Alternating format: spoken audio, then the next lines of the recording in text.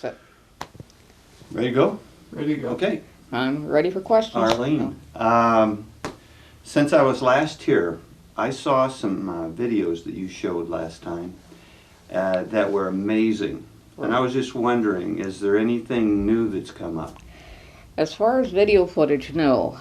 There have been some still photos taken. One very good one that you're going to see that was taken in Peachland, and showing a visual of the head, and which I compare it to one of my very first photos taken in 1979, and which is kind of unique. Two areas of the lake that are quite a distance apart, and this is the thing. Video footage, there was video footage taken in the fall, not that impressive as far as the Demar footage in the fold-in film. Okay, it showed something breaking water. The fellow who saw the creature was very convincing. It went on Facebook, on YouTube. It even went on Good Morning America. It's kind of neat. Wow. It's kind of neat. Now what I saw was like 6 of these things. Oh, that's the Demar footage. Is that the That Demar? is the most impressive. Oh, yeah. That caught my attention so uniquely that when the Demar family called me, Paul said, "Come on out, we took something out on the lake." Okay, I went.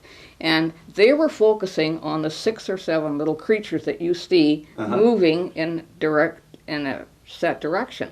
And then when the water skier comes by, the boat owner obviously saw it, swerves the boat, water skier goes into the dump, and Paul says, you know, he's going to be eaten alive. That was Paul's monster. yeah, exactly. But the other section was the one that caught my attention, was when he stopped the camera and then he spotted the animal going in another direction. We're seeing a raised animal up out of the water, moving. You see the body, you see the head part, and you see the way it swims, just moving, thrusting through the water. Right. And that is what really caught my attention, because for the very first time we see the animal up out of the water. We see its actual swimming pattern, and not just a casual surface. So it's neat.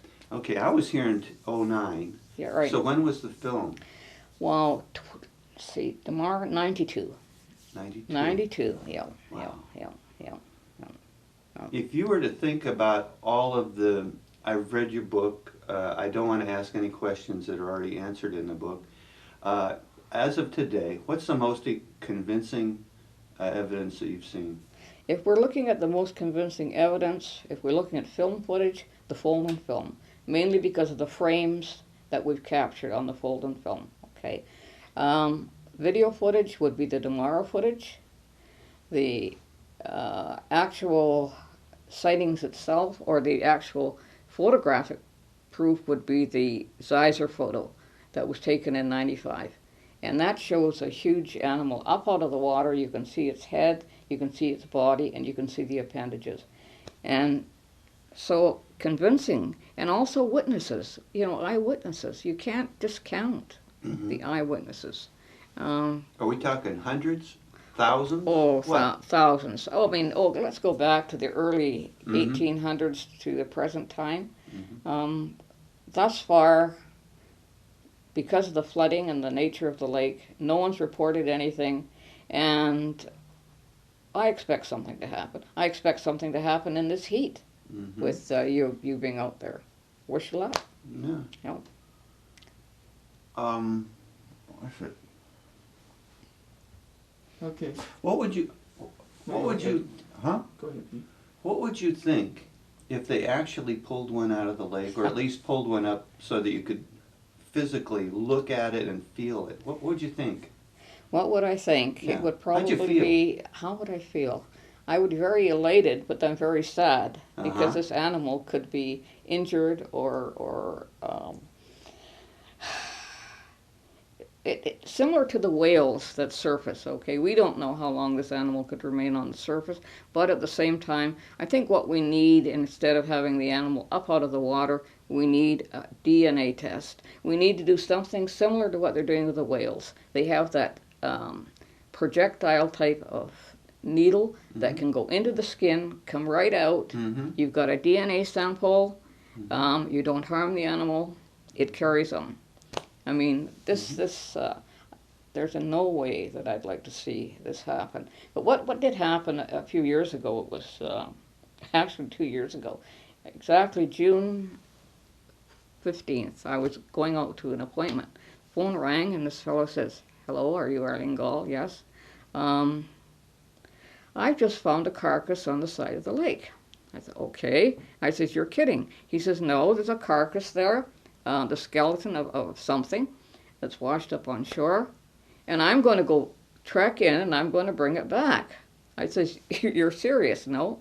So Dan took he's a kayaker. He took his kayak out there. He took an actual type of body bag, brought this carcass back, phoned me when I got back from my appointment. "What do I do with it?" I said, "Get it in a freezer." Okay, put it in a freezer. And then the process sort of started because we had to keep it quiet. We didn't know what we had. We had no DNA test. We had no idea what we're looking at skeletal-wise. And then it sort of leaked out a little bit. So the media got a hold of it in a way. He was getting phone calls. I was getting phone calls. I think I was having a call every 15 minutes for about 3 hours. And then I just had to take the phone off the hook because we didn't know what we were dealing with. And we weren't about to speculate as to what it was. And I don't think we went far enough with this, Peter. Okay? A biologist, very reputable biologist, looked over the evidence, looked at the skeletal remains. Dan was prepared to drive it to Calgary so he could look at the whole thing. He says, "Well, this is what I think it is. It looks like it could be the skeletal remains of a sheep." But in the interim, Dan still has this, I'm hoping he still has this sample because I'm curious enough to have it tested for DNA. Mainly because I was looking at the skeletal bone structure of this animal in comparison to what I'm seeing in huge dinosaurs, okay? The way the shape and the outline. And I'm no expert, okay, in that respect when it comes to biological identification.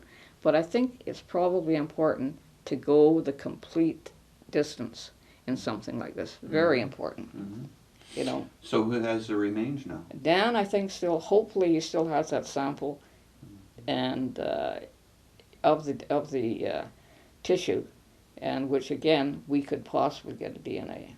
Okay, Did you see the head? No, there was no head. There was no head. No, it was just the skeletal body remains.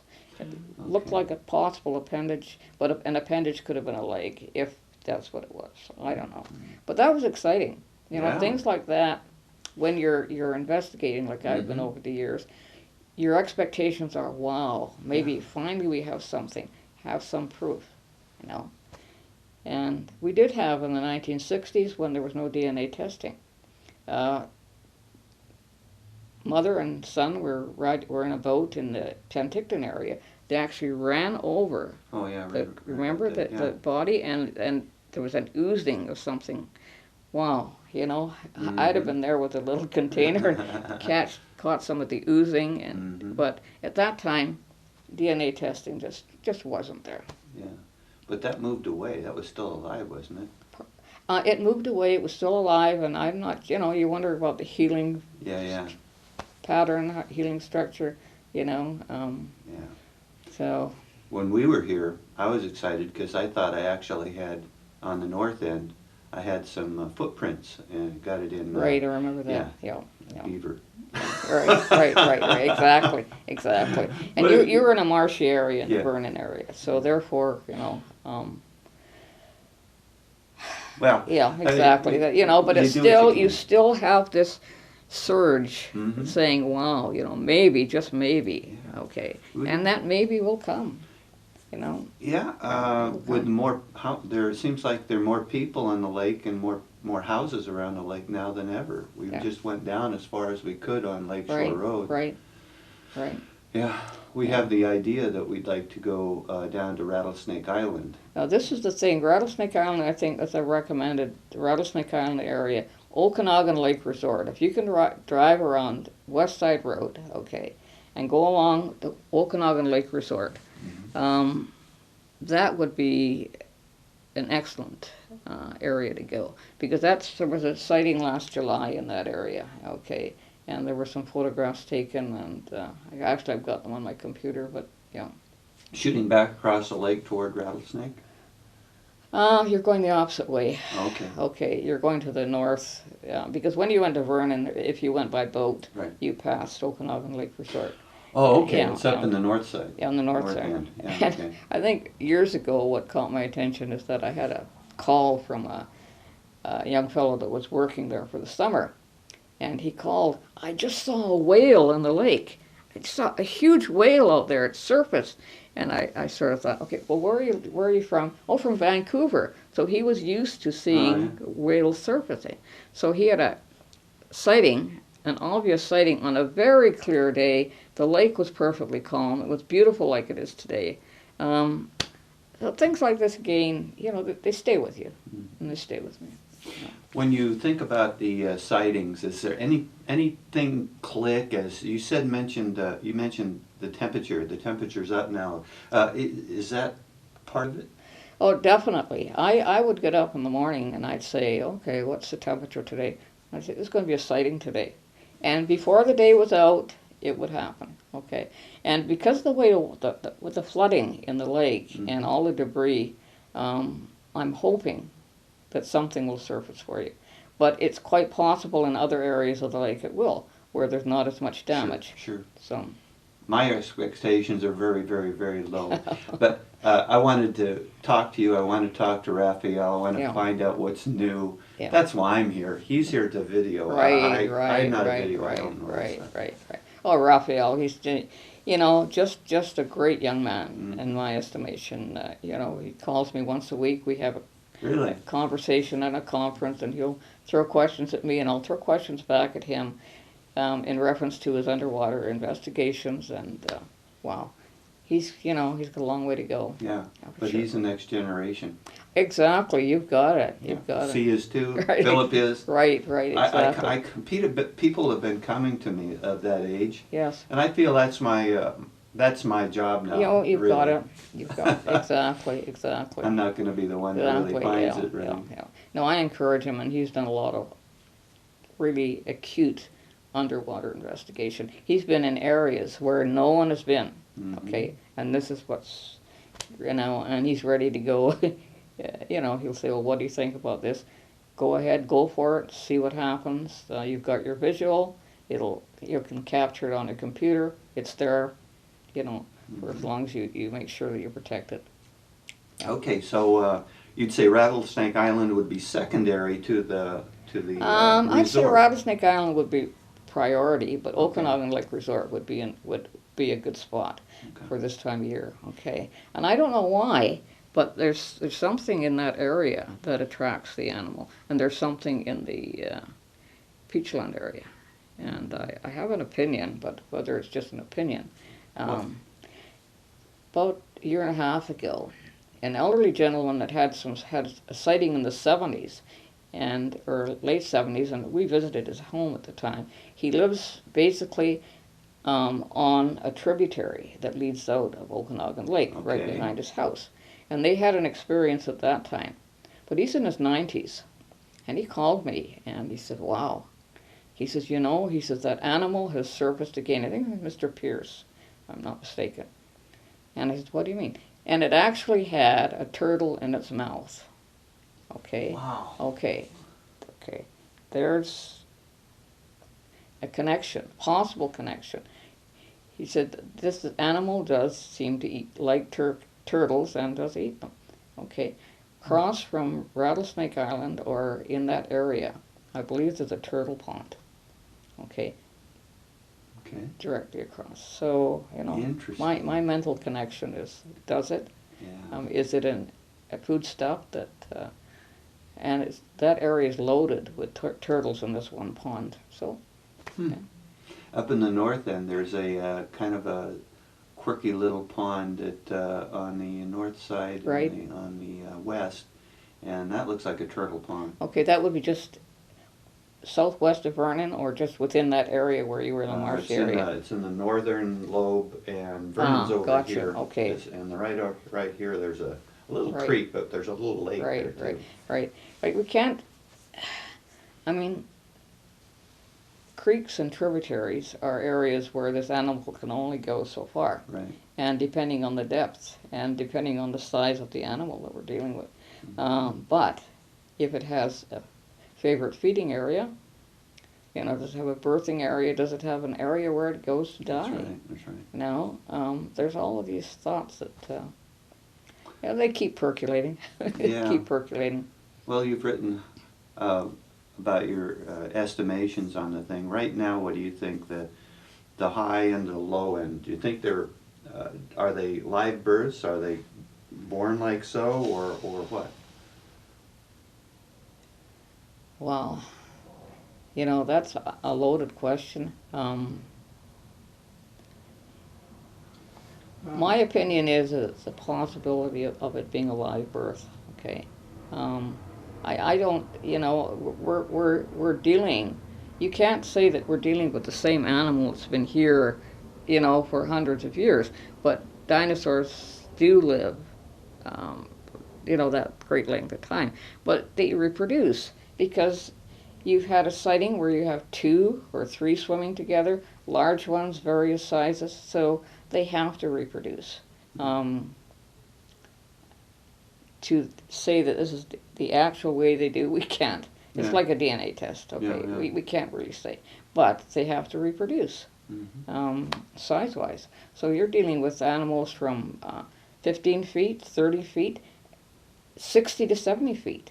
You know, Yeah, I through heard the, about yeah, that. exactly. When I hear 75 feet, I start thinking maybe it's 2 together, you know, following It's one possible, another. but when you have them side by side, Oh, wow. you know, and that happened. National Geographic was here. They were filming the documentary, and a fellow called me from the West Bank area, and he was in a wheelchair, a mobile wheelchair, and he walked his dog every day along Golightly Road in West Bank, and he was taking his dog out, and he looked out and he saw 2 creatures not too far from Golightly Bay swimming at quite a fast rate. So he, you know, scooted along his motorized wheelchair, and lo and behold, if there wasn't a gentleman in a truck that had stopped his truck, and he said, he looked out and he said, "What the is that?"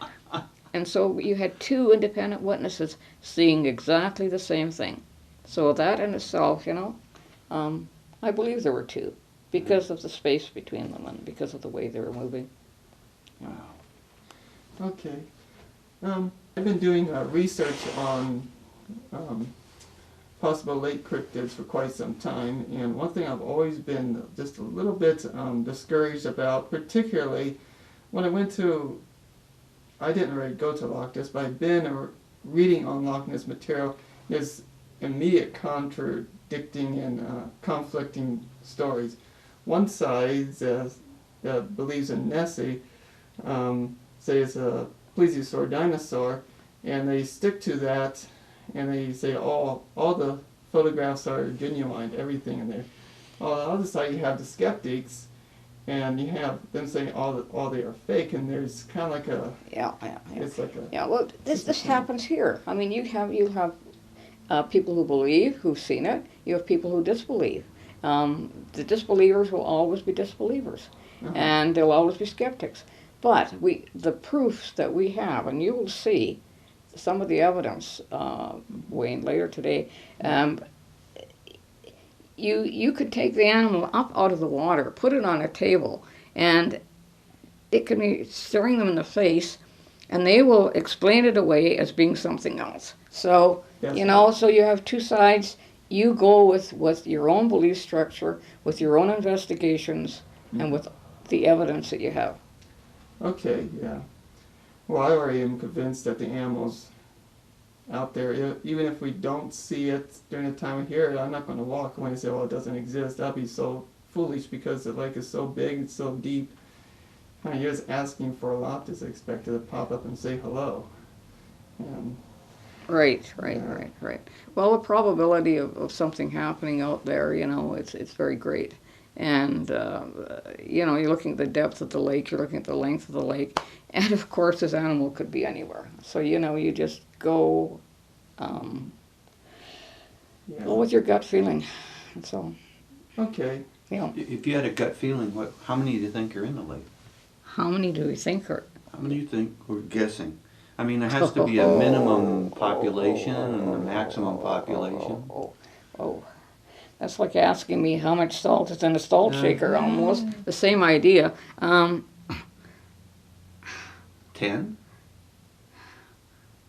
I think what's happened on various occasions is that a person has been on the south end of the lake and have had a sighting. Within the same half hour, on the opposite end of the lake, there's been a reported sighting. This animal could not travel the speed that expected to go from one end to the other. So basically, it's anybody's guess. I mean, I could say, sure, 10, 20, 5. I could be as dead wrong. Sure. Okay. Well, that's just an estimate, though. I mean, off of your experience of what you have. That's Research. good enough. I mean, nobody else has an estimate. No, I just mean, was thinking. even with my experience, I mean, I'm not.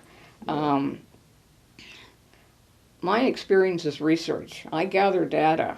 As the data comes into me, I throw it back out, okay? And that's what I've done over the years. And I'm not about to go out and go out on a limb and say, hey, there's 30 creatures out there, there's 10, there's 5. And, there are obviously a great many more creatures out there than we can probably imagine. There's underwater caverns, underwater caves, who knows? But the important thing is that the surface, we have an opportunity to see them. We have an opportunity to film them. That's what it's all about, right? The one film that I saw 6 of them, so we know there are at least 6. Well, definitely, right. That's so neat. That's Yeah, I'll never forget that. Yeah, the front part of the Demar footage is just wow. And you can check that out. You probably can get that online. I have found that one online. It was some cryptozoology group that put it on there. It didn't have any sound with it. I think though. Paul Demar's got a website. Okay. Paul If you put Demar's. Paul Demar's website up, I'm sure that Okay. Yeah, Be quiet. We got that on video. So Yeah, we got yeah. the name. Okay. Yeah. What's the name of it? Do you know? No, I just know that Paul. You just put his name in. I mean, you just Paul Demar. Google his name and Yeah. whatever, it'll come up. Right. I mean, I'm Okay. amazed sometimes when I put my name in and see what travels through the. So Yeah. Okay. All right. yeah. All right. How many documentaries have you done in the past? Pardon me. How many have come to you for? Oh. for Have you seen the chronology in my book? Uh, You go from the late 60s right to the present time. Hundreds of people. I mean, you'll get boatloads of people. You'll get families of people. So, literally hundreds of people. Okay, and if there's a sighting, the media will contact me, or they'll find out who I am, and I get a phone call. And sometimes when there's an immediate sighting, which really makes me smile a little bit, which I won't do. Okay. Is that, the radio will be there'll be a blurb on the radio for 24 hours about this person's sighting. Then I get a phone call. Hello, are you Arlene Gaal? I had a sighting 7 years ago, and they'll, give me the experience. Or I've had a sighting 30 years ago. Or I was, and say a lady in her 90s, I had a sighting when, and this, so they'd never forget that experience. And, we had R.P. McLean, who was a publisher of the Daily Courier, and his experience was, he was always a strong believer. He analyzed the fold-in film. He believed that there was, definitely something there other than a log. Then he had his own experience, just around in December, and then he wrote his little book. So he's got a little book out that he wrote. Of course, he's long gone.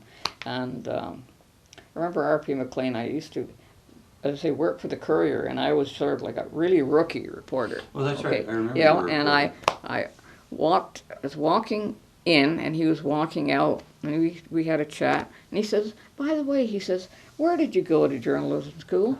And of course I never did. I taught school, I wrote constantly, Right. but my journalism experience was, it was there, okay? Yeah. And so You're born with it. I didn't really really respond, but I think about that. But, he's a great gentleman and a strong believer and a prominent citizen of Kelowna. Who would come forward and say, hey, there is something there. So, anyway. If we were to do any on-the-street witnesses, what kind of people would you probably suggest that we might, well, not really kinds, but if you were to say, oh, here's this person walking down the street, what type would you put over? I'd go cold turkey. Because you're going to get, various individuals. I'd go cold turkey. Unless you can see an elderly couple there, that have lived on the lake for a long time. You're going to get various responses, and you expect various responses, okay? So it's just going to be, you're going to get speculative responses. You might get something that's really going to, work well for you. But take the responses, take both sides, That's really important. You just can't say, okay, so you don't believe or you believe you've had an experience, round it off. Yeah, some people do exaggerate or... And some people might come and give you an experience that never happened. Okay? I mean, they might make it up on the spot for all you know, just for the sake of the camera. But we had what we did when one of the, I think it was when In Search Of was here, okay? Oh, I saw the film. At that time, we set up a meeting in the Chamber of Commerce office. We invited everyone who ever had a sighting of Ogopogo. There we were in the room, this whole maze of people. You couldn't even get them in. And here we were, and everybody was explaining their experience and relating back and forth. Oh yes, that happened, this happened, or that didn't happen. And that was the most rewarding experience for me, because here you had individuals. You wrote a book, sure, you wrote a book, but what does that tell you? You come face to face with people, So it's great. And I think one of the most, how can I put it? I can't use rewarding experience that I had. There was a Jim Rieger and his son. No, Jim was a son. I forget what the father's name was. Anyway, they went out in a fishing boat, and the animal actually surfaced at the front end of the boat, and they saw it eating fish, and he described it as being at least 20 ton, okay? And they had their little grandson, Ori, at that time in the boat, and they were afraid that the boat would, be turned over as a result of this animal. So maybe about 5 days later, I get a call, and I go up to the Rieger's house, which they live just up the hill here, and I had my tape recorder, and I still have the tape. Jim, young Jim, who was 18 to 20 at that time, literally was screaming into my tape recorder, screaming. The experience was so visible and so vivid in his mind, and he still had the terror of this huge dinosaur-like creature that surfaced by the end of his boat. And every once in a while, I take that out and I listen to it. But young Jim unfortunately died a few years ago, and but it's